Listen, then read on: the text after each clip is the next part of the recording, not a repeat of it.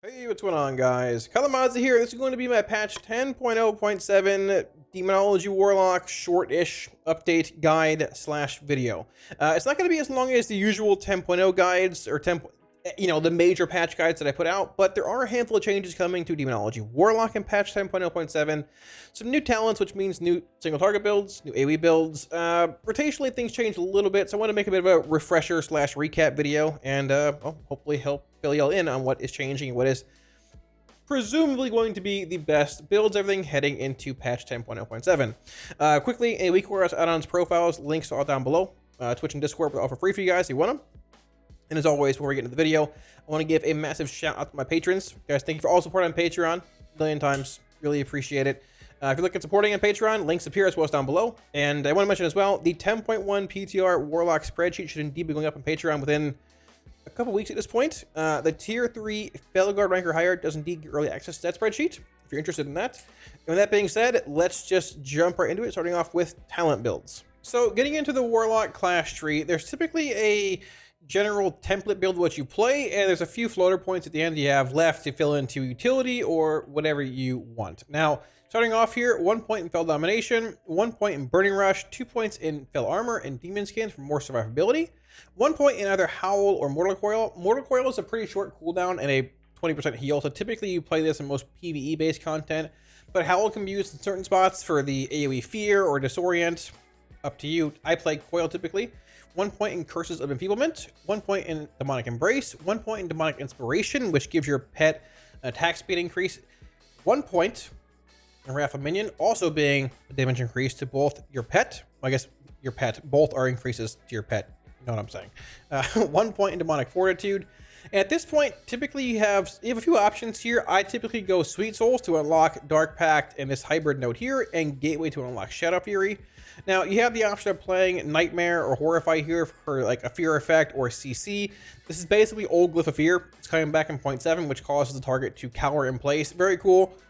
Locks will have a CC laying around, sort of, if you want to fear things. If you have this talent, very cool. I grab Sweet Souls. I grab Gateway. 1 point in Dark Pact. 1 point in either Frequent Donor or Ichor of Devils. Typically, it's Frequent Donor for just a more often Dark Pact if need be. I wouldn't fault you for taking Ichor if you wanted, but most play Frequent Donor. 1 point in either Strength of Will or Dark Accord. Situational, up to you. Typically, I go for Strength of Will, but it's where it depends.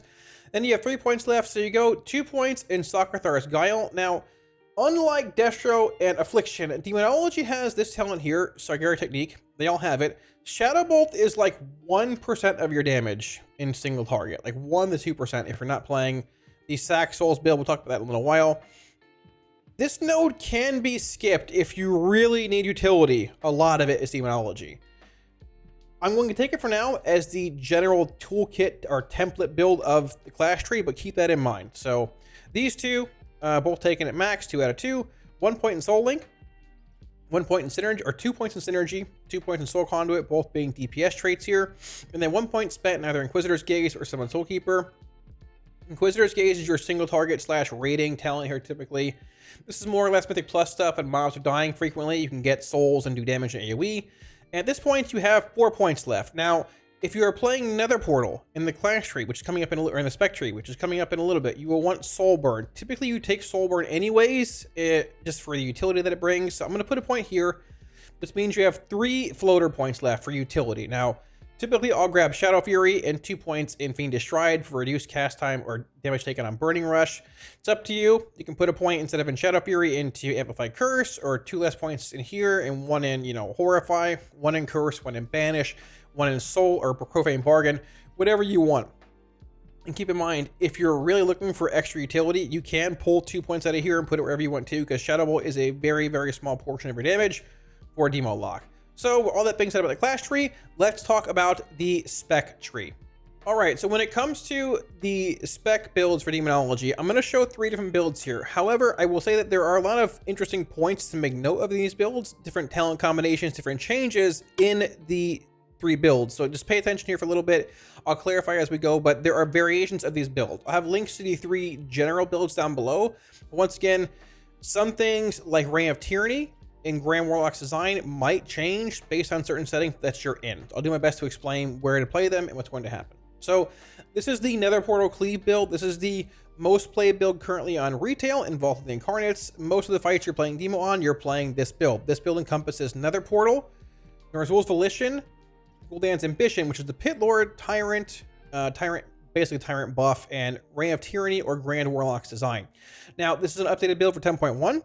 This build, the current build on retail is playing Demonic Calling, and it is playing Grand Warlock's design. However, in patch 10.1, Reign of Tyranny, or 10.07, I'm sorry, Reign of Tyranny is being buffed by 50%. They're increasing the damage, basically, that, you know, it does, your Tyrant does. So this is gaining a lot of value in single target.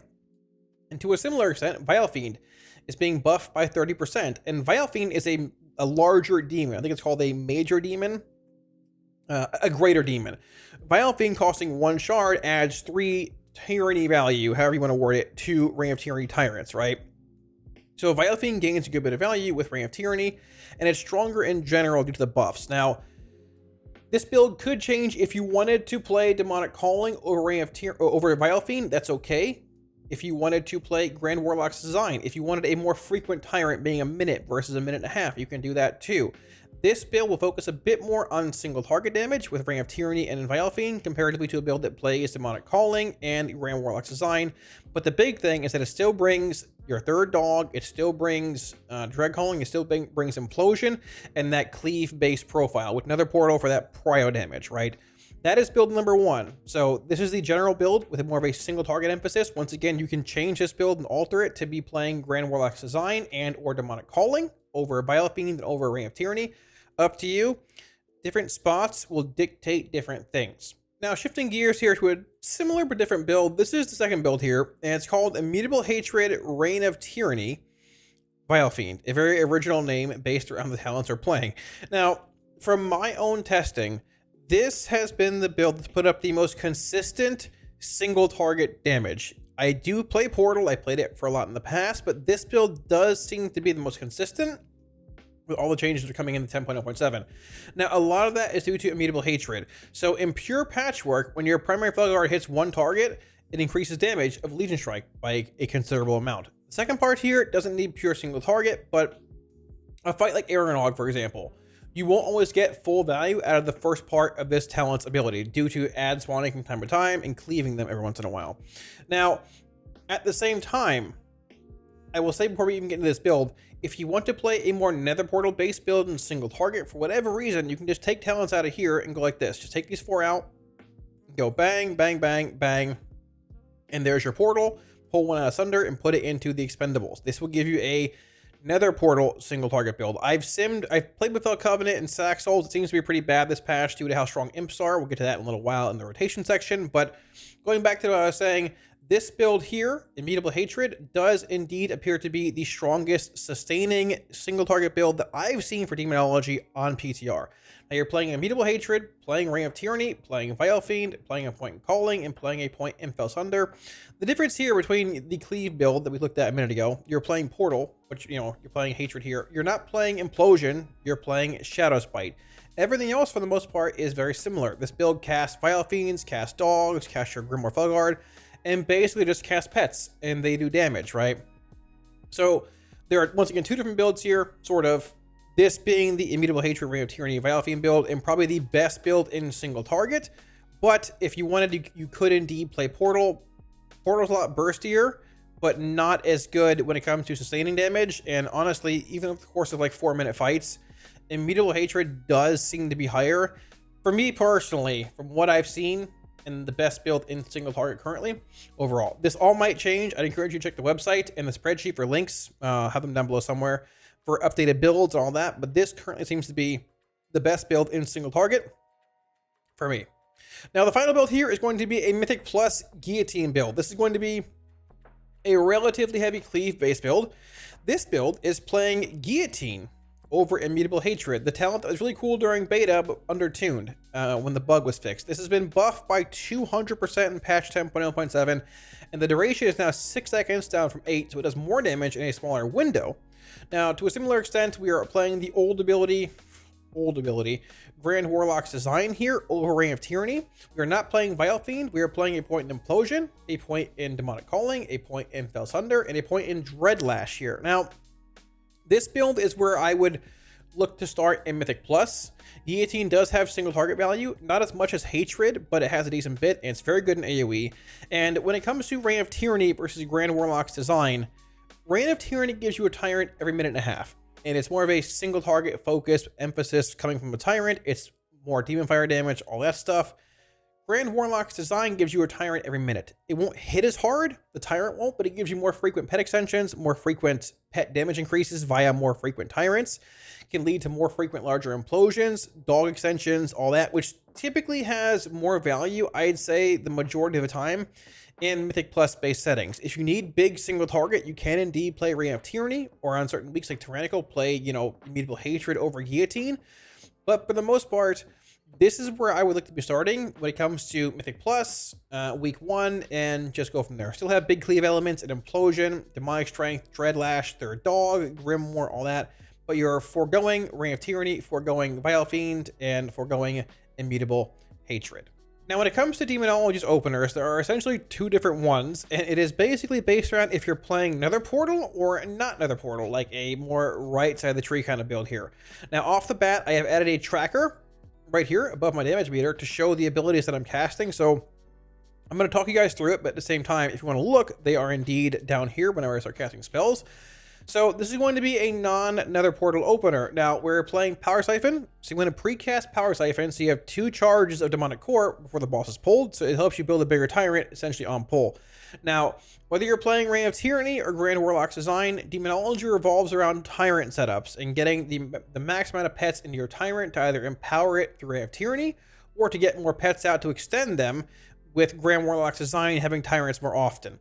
Now, there is always variance with Demonology. Sometimes you get procs from Soul Conduit. Sometimes you get refunds from other abilities here and there, like Demonic Meteor. Sometimes you get core refunds, and sometimes you don't. It just where it depends.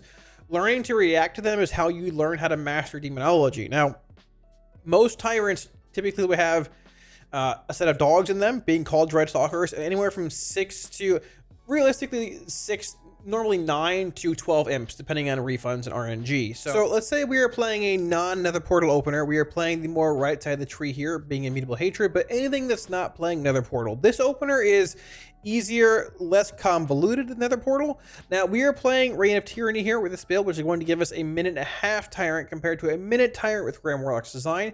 If that is the case, you will cast Demonic Strength basically on cooldown, because it won't pair with Tyrant anymore, but you don't want to lose cast over the course of the fight. Now, the big thing when it comes to Demonology is that it's important to learn how to react to procs, whether it's a Soul Conduit refund, a Demonic Meteor refund, extra Demonic Core procs that are coming in. It really depends. Demonic Hauling procs, getting used to that and building proper Tyrants around that, min-maxing as much pets in the Tyrant as possible, is what makes you great at playing Demonology. Now, as far as the opener is concerned, we have Power Siphon here. We're going to pre-cast Power Siphon before the boss is pulled to get 2 stacks of Demonic Core. So we're going to do that basically right now. So after we do that, we're going to cast 2 Shadow Bolts pre-cast. So the second one hits and the boss is pulled. So we go Shadow Bolt, Shadow Bolt, Grimoire Felguard, Shadow Bolt, Summon Vile Fiend, Shadow Bolt, Call Dreadstalker. We got a proc here, so instant cast 3 dogs. We go Hand, Demon Bolt, Hand, Demon Bolt. Then we go Hand, one final 1-shard Hand, Trinkets, whatever you want, Summon Demonic Tyrant, Demonic Strength. At this point, you're just casting 3-shard Hand the Ghoul'dance, casting Call Dreadstalkers on cooldown, and just pretty much going from there.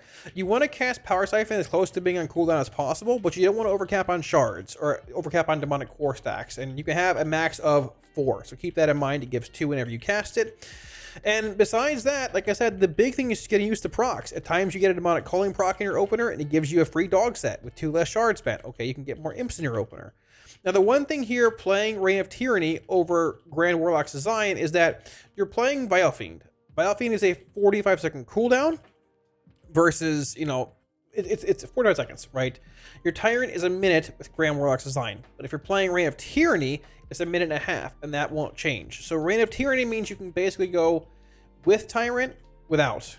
With Tyrant, without for Vile Fiend. You can cast 1 in between each Tyrant and basically go from there. Now, I know in about 30-ish seconds here, I'll have to start Tyrant setup again. So we're going to just keep casting hands at 3 shards, casting dogs and all that. Cast this again right here. Now, this next dog set is coming up in about 8 seconds here. My Vile Fiend's up in about 10. So we should cast our Demonic Strength here. came off cooldown about a second ago, roughly. Cast it on cooldown. We're going to hold this dog set, build the 5 shards here. 3, 4, 5, Power Siphon. We're going to go Vile Fiend, Shadow Bolt, Call Dreadstalkers, Demon Bolt, and here, squeeze as many imps in as you possibly can. Hand, Demon Bolt, hand, Demon Bolt, hand, hand again. Trinkets, whatever you want. Summon Demonic Tyrant, and then pretty much just go from there. Now, once again, with Tyrant being a minute and a half, with Reign of Tyranny, you should essentially have a resync on your Demonic Strength every other-ish Tyrant, roughly depending on when you're casting it, if you're casting it on cooldown and stuff, which you should be doing. Grimoire Felguard is a 2-minute cooldown.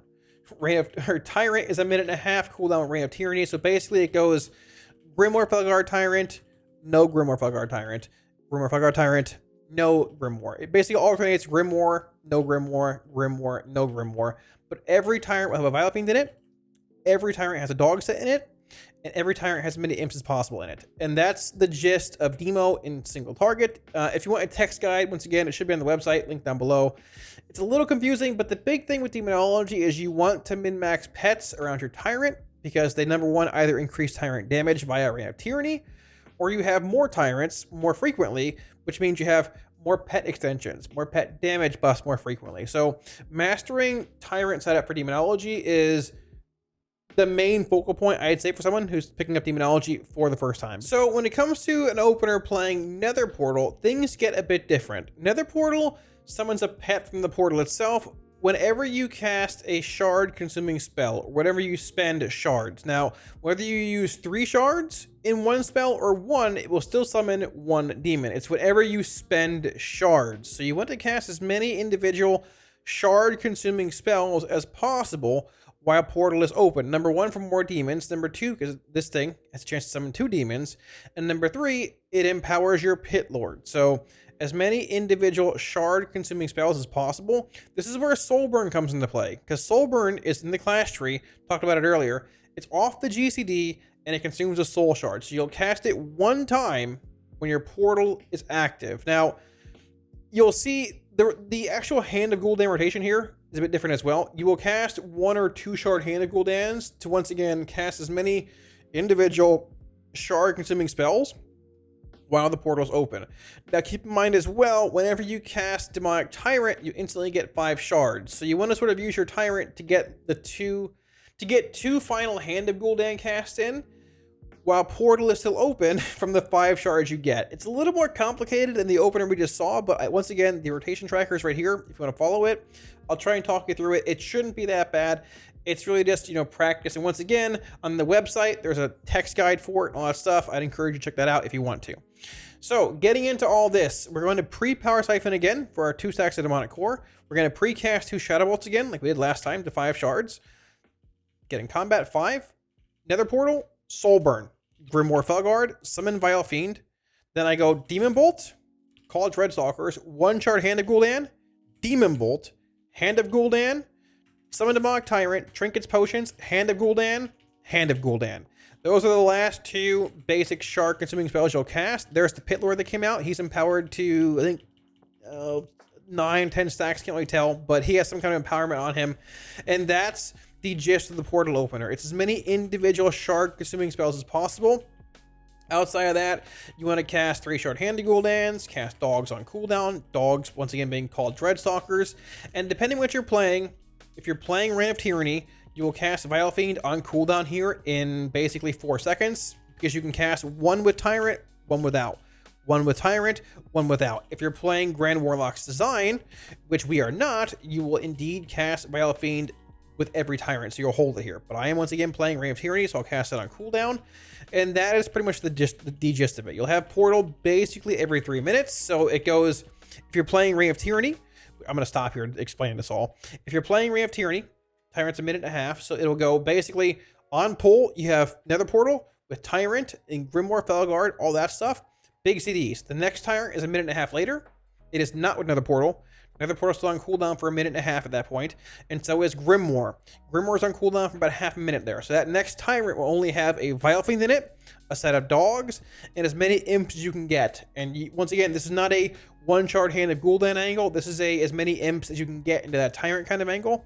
The third Tyrant, at about the 3-minute mark will indeed once again be a part of Nether Portal. And you'll also have Grimoire Felguard for that, in addition to Vile Fiend, Dogs, and the as many shark consuming spells as possible rotation. So you sort of alternate back and forth if you're playing Reign of Tyranny. If you're playing Grand Warlock's design, it will go Tyrant, Nether Portal, on pull, at about, basically on pull. A minute later, you have Tyrant at about 1:15. You'll Tyrant with a Vile Fiend, with Dogs, with Imps. You'll have Tyrant again at about the 2:30 mark, 2:40 mark. You'll cast Tyrant again there, third Tyrant, without Nether Portal. It's still on cooldown. Now, it sort of depends if you want to cast Grimoire Felguard here or not. If you are going to lose a cast of Grimoire Felguard over the course of the fight by holding it for Portal, which is in about half a minute from there, cast Grimoire with this Tyrant at 2:30. If you're not going to lose one, hold it for the next Tyrant at about 3:30, 3:40 with Nether Portal, because that is a better way to cast an instant cast shark consuming spell to get a pep from the portal. So basically, Reign of Tyranny, it goes Nether Portal, no Nether Portal, Nether Portal, no Nether Portal, Nether Portal, so on and so forth. Grand Warlock's design, it goes Nether Portal with Tyrant, Tyrant, Tyrant, Nether Portal with Tyrant, Tyrant, Tyrant, Nether Portal with Tyrant. Grand Warlock's design puts it makes you cast Portal at about the 3.5-minute mark compared to 3 minutes. It's just worth casting an extra Tyrant there. It might sound confusing. I'm sorry. Watch this section of the video back if you need to watch it again. Once again, the website explains it all in text. Nether Portal Demonology is relatively complicated, and like I said, TLDR, from what I've seen in my own testing, Hatred's just better than Portal anyways at this point. I do want to mention briefly from that last section that there will be times where you'll play Nether Portal still in single target based on varying immutable Hatred value, but they are much closer than it may seem. In pure single target, it does seem to favor immutable Hatred, but you'll want to know Portal as well. Anyways, getting into the AoE rotation here. So, thanks to Imp Gang Boss, in Shadowlands and previous expansions, there was sort of an implosion rotation you follow, where you imploded typically minimum 6, typically 9, sometimes 12 imps, and you'd cycle through that. Well, that rotation still does sort of exist to a certain extent. Imp Gang Boss is a new talent that says it has a chance to summon a wild imp. A wild imp does more damage. I guess it's an Imp Gang Boss. It will replace a wild imp, and the Imp Gang Bosses do more damage, and when you implode the Imp Gang Bosses, they then summon a wild imp. If they time out naturally without being imploded, they don't summon a wild imp. So this encourages you and rewards you for imploding Imp Gang Bosses. So I have a weak aura here that shows all my imps. The blue glowing lines are Imp Gang Bosses. I have one right here. There he is. We'll have one spawn again in a minute here. He is not an Imp Gang Boss. He's standing right here. The Imp Gang Bosses are bigger, and if I implode this guy, if I can do it in time, I get an imp back. If you don't implode them and they expire naturally, you will not get an imp back. So the implosion rotation has changed a bit to basically be, build imps sort of like you used to, but implode before your Imp Gang Bosses expire, because if you don't, you're not getting those imps back. And at times in AoE, you'll have 6, 7, 8 Imp Gang Bosses out. If you don't implode them at the right time, you're losing basically what is equal to 2.5, 3-handed Gul'dan cast by not hitting one button. So that is like the gist of the implosion rotation. We'll look at it here in a minute, but let's say we're opening up in combat here in AoE. We have full cooldowns. We're playing more of a guillotine-based build here. No Vile Fiend. We're playing Calling, Implosion, Demonic Strength. More of the Cleave Guillotine build we talked about earlier, right? So once again, Guillotine has been buffed to do 200% more damage this patch. It is a shorter duration, so it's a lot of burst damage in a placed reticle on the ground. So we're going to do that. So let's open up here. Say we have some core stacks heading into the next pack. So we're going to, let's say we're going to build the 5 shards here heading to the next pack. We have Grimoire everything up. We're going to build the 5. Going to go Grimoire. I'll cast a Shadow Bolt here. Cast Dogs. We're going to bolt. We're building a Tyrant here as well. We're going to bolt. We're going to hand. We're going to bolt again. Then go hand, hand. Trinkets, potions, whatever. Summon Demonic Tyrant. Demonic Strength. I'll Strength here. Then when Strength expires, we can Guillotine. Right into the Guillotine. Tyrant is indeed buffing both. We get full Demonic Strength value, full Guillotine value. Casting hands here. Look at my Imp Gang Bosses. I have 10 out, right? I'm going to cast Dogs for a big AoE chomp. Tyrant's ended. My imps are expiring now. Implode. 11 imps back. I got 5 Imp Gang Bosses back here as well. This is Imp Gang Boss number. This is the normal imp counter, right? Building imps, all this and that. We're going to implode again. 6 imp back. I have 3 Imp Gang bosses out now, and we're just cycling the Implosion Rotation. Casting hands, building shards, all that, casting dogs on cooldown, imploding, getting, once again, 6 imps back. So it's similar to how the Implosion Rotation used to be, as long as you just keep an eye on, hey, my imps are expiring. These are non-Imp Gang bosses. But the Imp Gang bosses, the blue ones, are expiring basically any second. Implode them, get imps back. Make sure to cast Guillotine basically on cooldown on AoE, cast dogs on cooldown. Tyrant setup is still pretty similar. Get dogs into it, as many imps as possible. Then you pop your demonic strength and do big overall damage. Demo has a very strong profile in AoE. Your Tyrant, playing Grand Warlock's design, is basically a minute. Your demonic strength's a minute. Your implosion is whenever you have imps out you want to implode. Your dogs do a large amount of your AoE every 20 seconds. And with Imp Gang boss, and Guillotine as well, you got a very strong, sustainable profile. Now, as far as gems, enchants, consumables, embellishments, all that's concerned, stat priorities, Demonology follows haste, mastery, crit, and then verse. Now, intellect is your main stat, obviously, and you want to get as much intellect as possible.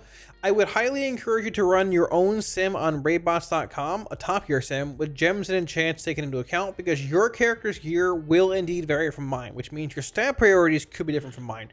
If you don't want to follow that, or don't do that, you can follow the general haste, mastery, crit, then verse stat priority, but know you might be leaving damage on the table by not doing so.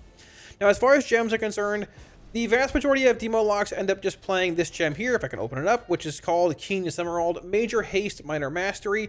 I have seen some that play the pure haste gems, but for the most part, I've just typically seen everybody playing the Keenest Emeralds, myself included. I've run sims with pure haste gems. My sim does want one pure haste gem, which is indeed called Quickest Emerald, but haste typically ends up being the best option for Demo Warlock as far as gems are concerned. You will indeed want one of these gems, which is a limited diamond. It's a BOP gem from Jewel Crafters that has main stat on it with haste typically, and everything else is just, you know, the lesser haste mastery gems along those lines. As far as embellishments are concerned, everybody's playing Elemental Lariat. Demo does the same. Lariat's good. You play that, and typically in raiding you play Amos the blue as your second embellishment. Now, I have seen some people make the potion embellishment on a cloak, something along those lines, or the haste helm. If you're looking at 2 and there's 2 and done, I just make Lariat and Amos and call it a day. Warlock sort of doesn't have a great second embellishment for Mythic Plus. Even when it comes to raiding, Amos is sort of eh. So those are the 2 I'd go with. I will mention that the actual food thing, I think it's called a flavor packet, is not actually an embellishment, but having the ability to double the duration of food and have it persist through death is very, very big, which leads into consumables. So consumables, you obviously want Howling Runes for your weapon, oil, enchant, and Dragonflight, essentially. So Faded Fortune Cookies, these are the best food you can buy currently. It's intellect, and it lasts an hour. Now, with the flavor packet embellishment, it doesn't count as one, but it lasts for 2 hours, and it is basically a permanent effect, even when you die. It's very strong and saves you a lot of gold. This is relatively expensive, as long as I know, or as far as I know. So that's where you want to be with that. Now, as far as finals go, Elemental Chaos and Versatility are both very close. Versatility has the upside of being a damage increase, obviously, but a damage taking reduction as well. So if they're basically one the same for you, which they are for me, I would opt towards playing Versatility. Up to you. Not a big difference either way. Obviously, Augment Runes are what you want for your, you know, final little bit of damage if you're looking to spend some gold on that. And as far as enchants are concerned, I end up having Graceful Avoidance on Cloak at rank 3, Waking Stats on Chest at rank 3, 200 Avoidance on Bracers at rank 3. We end up having Frozen Spell Threat on our pants being 177 Intellect and 105 Stamina. We end up having Enchants on our rings being Major Haste. You can sim Mastery here. I've seen Haste being higher basically everywhere, but I would probably sim Mastery Enchants on rings as well here just to make sure. And on weapon, we have Sophic Devotion 3. 3 is a little pricey, but it is certainly worth the commitment if you have the time for it, or I guess the gold for it. If you don't have enough gold for 3, rank 2 and 1 are certainly worthwhile as well. And that should basically pretty much be all of the item enhancements. So thanks for watching, guys. That should just about wrap it up. Hopefully it answered all the questions you might have had about Demo Lock heading into patch 10.0.7. Now, once again, with Sims not being fully fleshed out yet for Demo Lock, it's sort of hard to make an exact pinpoint. This is your best build here, there, this and that. But I've tested it a lot on PTR. I think these builds are pretty close to, if not being the best builds out there for, well, their respective settings. Like I mentioned, links to all the builds down below in the description. And if I update anything, The spreadsheet as well as the website will indeed be changing if there are changes that need to be mentioned and all that stuff. And I'll probably make a video here too if there's big buffs and or nerfs coming to Demonology. So, like I mentioned, any weak auras, add-ons, profiles on this video you'd like to acquire. Links to my Twitch and Discord down below where they're open free for you guys. And one more big, huge, massive final shout out to my patrons before we end the video, guys. Thank you a million times again for all support on Patreon. Link up here as well as down below if you're interested in looking at it. And yeah, the 10.1 Warlock PTR spreadsheet should indeed be out, I'd say, within a week and a half, 2 weeks or so. If you're looking for early access to that, the Tier 3 Fellow rank or higher does indeed get that. So, all that being said, I am cautiously optimistic for Demonology in 0.7. I'm hoping for some maybe tuning, depending when this video launches. Maybe after this, maybe it already happened, I don't know. But something. Because while Demo is fun to play, and it's very customizable, it is a bit behind Destruction and Affliction in single target, and AF's getting some pretty big buffs as well. So, fingers crossed for some decent changes to Demo. We'll see where it goes, but either way, Immutable Hatred's fun. Immutable Hatred's a lot of fun, and I think we're getting there. So, thanks for watching, guys, and I'll catch you all again soon on stream. Peace.